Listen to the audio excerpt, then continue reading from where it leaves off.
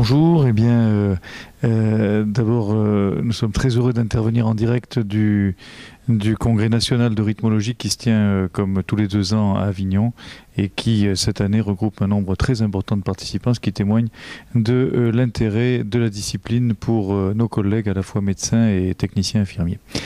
Nous avons la chance aujourd'hui de pouvoir avoir avec nous le professeur Christophe Leclerc de Rennes, que tout le monde connaît, et qui cette année a accédé à une fonction très importante au sein de l'European Art Rhythm Association.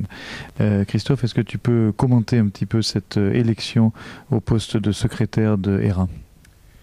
Merci Jean-Claude. Eh bien, tout d'abord, je voudrais vous remercier le bureau et toi en tant que président pour le soutien que vous avez apporté au cours de cette élection. Et c'est vrai que c'était extrêmement important qu'un Français soit au bord de IRA.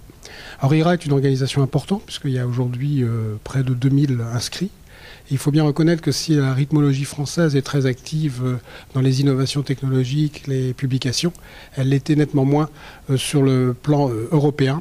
Et je pense que mon élection devrait permettre à plus de Français de participer à ERA parce que seulement 8% des inscrits à ERA sont français. Je pense que ce n'est pas assez. D'autre part, je vais profiter de ma position pour aussi promouvoir tous les avantages que les gens peuvent retirer de leur inscription à ERA, et notamment en termes d'éducation et pour nos plus jeunes, car il y a toute une richesse importante d'éducation.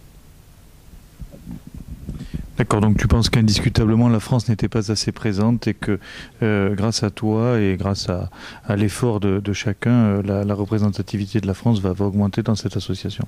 Je l'espère en tout cas. Très bien. Christophe, je voulais, si tu es d'accord, discuter avec toi d'un tout autre problème. Tu as participé à la task force de la Société européenne de cardiologie qui, au cours des 2 dernières années, a établi les nouvelles recommandations concernant la stimulation cardiaque et la resynchronisation. Alors, je crois que c'est quelque chose de très important. Ces guidelines ont été publiés d'abord en juin et puis finalement un petit peu plus longuement à la fin du mois d'août lors du congrès de l'ESC. Est-ce que tu peux nous dire quels sont les points les plus importants concernant la resynchronisation?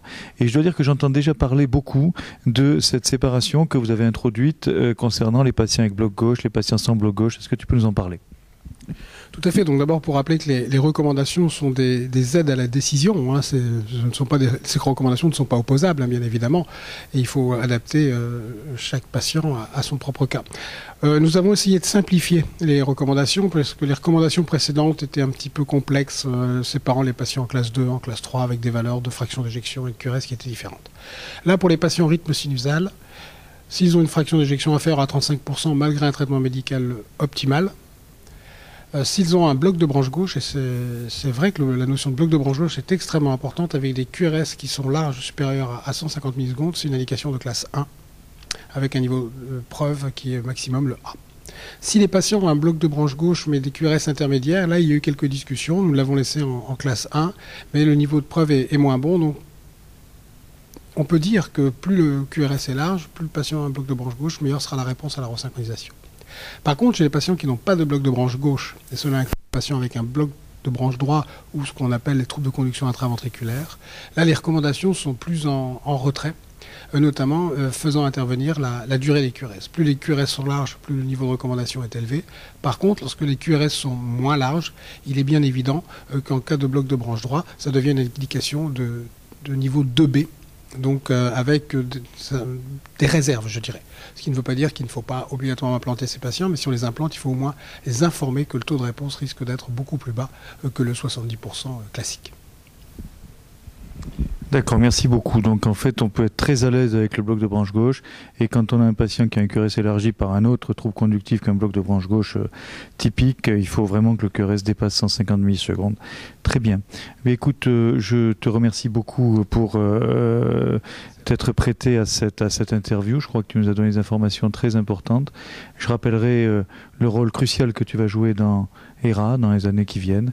Et puis, merci aussi pour tous les travaux qui ont été faits sur la resynchronisation et qui ont permis d'aboutir à ces recommandations que l'on peut trouver sur le site de la Société européenne et d'ERA d'ailleurs.